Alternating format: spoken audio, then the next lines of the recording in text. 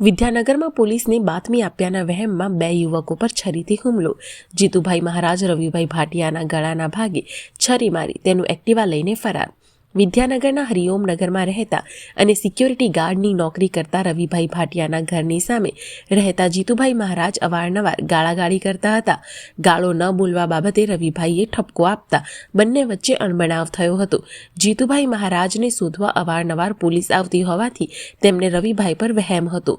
મોડી સાંજે જીતુભાઈએ છરી સાથે રવિભાઈના ઘરે જઈને તું પોલીસમાં મારી બાતમી કેમ આપે છે કહીને છરીનો ઘા ગળાના ભાગે માર્યો હતો અને રવિભાઈનું એક્ટિવા લઈને ફરાર થઈ ગયો હતો.